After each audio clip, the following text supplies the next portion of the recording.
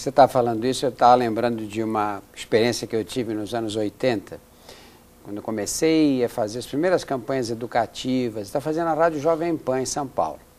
E um dia eu gravei e depois estava ouvindo a gravação. E aí tinha um senhor que era um sonoplasta da rádio, já há muitos anos, um homem com mais de 30 anos de experiência no rádio. E ele ficou ouvindo comigo. E eu ouvi a voz, falei, puxa, mas eu tenho uma voz muito anasalada, o que eu posso fazer para melhorar essa voz? Ele falou, não adianta. Tem gente que nasce com voz bonita, gente que nasce com voz feia. A sua voz não é boa para o rádio, não há o que fazer. E eu fiquei tão decepcionado com aquilo.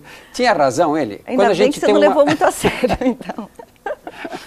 Não, veja bem, assim, você quer dizer se uma pessoa recebe, digamos assim, um diagnóstico assim meio cruel... Se a voz é uma dádiva da natureza e que você tem que usar daquele jeito para sempre? Não, de forma alguma, de forma alguma. Eu sou completamente contrária a esse ponto de vista, né? Eu acho que mesmo em condições muito desfavoráveis em termos de laringe, em termos biológicos, porque evidentemente quanto melhor a laringe for, mais eu terei como trabalhar, mais espaço eu terei para trabalhar enquanto fonoaudióloga, através de exercícios, tentando modificar e arrumar uma posição, um posicionamento melhor para essa laringe, para que a voz saia mais agradável.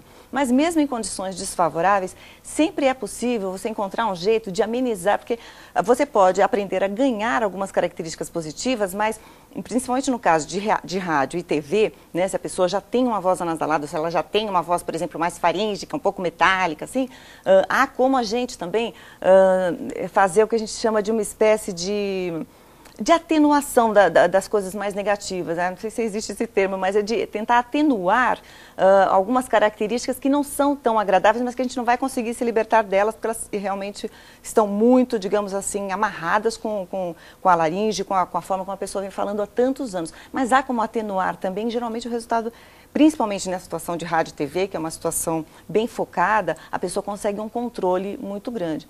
Mas mesmo em profissionais da voz, por exemplo, que usam como professores, como padres, pastores, juízes, e que vão usar a voz numa condição, digamos assim, mais de o dia inteiro, falando assim, também é possível modificar alguns parâmetros da voz e tornar esses parâmetros parte do dia a dia da pessoa, a pessoa se automatizar, digamos assim, esses novos comportamentos, desde que esses novos comportamentos vocais tenham a ver com a personalidade, desde que ela se identifique com a nova voz, ou com o novo resultado vocal que ela está conseguindo.